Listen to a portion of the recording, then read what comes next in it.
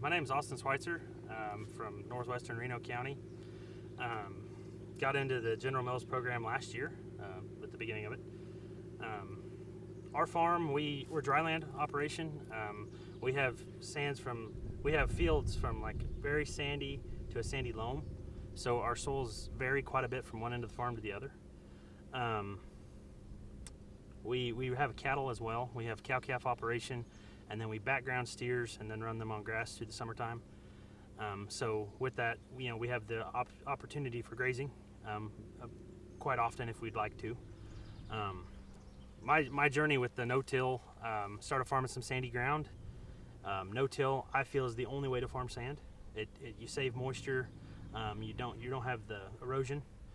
And we started seeing things we couldn't understand, we couldn't explain, that was happening when we would grow feed and we'd grow soybeans, and never made any sense. Well, I had a buddy ask me to go to a soil health meeting.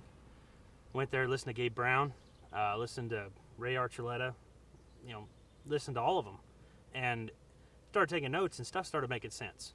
We were seeing things that we couldn't explain on our farm, and we were attributing it to fertilizer balance, or to, the cover was getting us more moisture, or our beans were doing better because of the fertilizer. Well, we started realizing that the living root, the cover, was cooling the soil down, so our microbes were growing.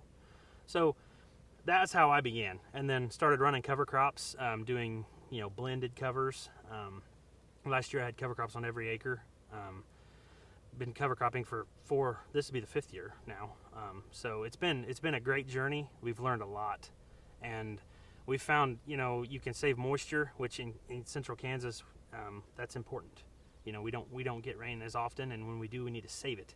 So we're getting better soil structure, and we're growing crops with less fertilizers and less insecticides and herbicides, and the cover crops are the way we're doing that.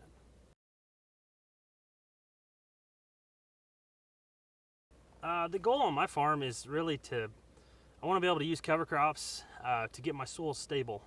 So then as we go through droughty times or wet times, my soils have structure. I can take in moisture. I know my microbe populations are going to vary some, but my soils will be a little more resilient. And I hope to one day be able to get to where I'm not adding hardly any synthetic fertilizers to my system. I want to be able to, if I need nitrogen, I'll add it, but I want to be able to be on test basis. So if my soil is healthy enough to grow a crop, I'm not going to add stuff. And with what I've seen with cover crops, I hope to be able to get away from insecticides as well. We've seen that with headworms and milo, and it's been exciting. So it's going to be interesting to see how far that can go. But with testing and the experts that we're being able to work with this General Mills project, there's been a lot of knowledge that's been gained. So it's been good.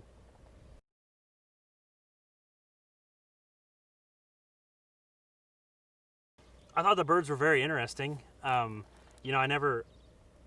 used to this, having the birds around, and I've never heard somebody's explain to me the different birds that I'm hearing, or why the birds are doing what they're doing. And with the cover crops, I had a stockpile cover crop last winter, about 10 feet tall, millet, sudan, cowpeas, mung beans, a beautiful grouping. All of it made seed. Well, when I went to move the fence to put cows on it, you had to be careful on the floor there because there's so many birds, they might run into you. So, it's exciting to see that they loved that cover and they loved that habitat, and that habitat helped my soil health. So the birds and I both gained out of that. So it's going to be interesting to see going forward if we can keep doing that sustainably.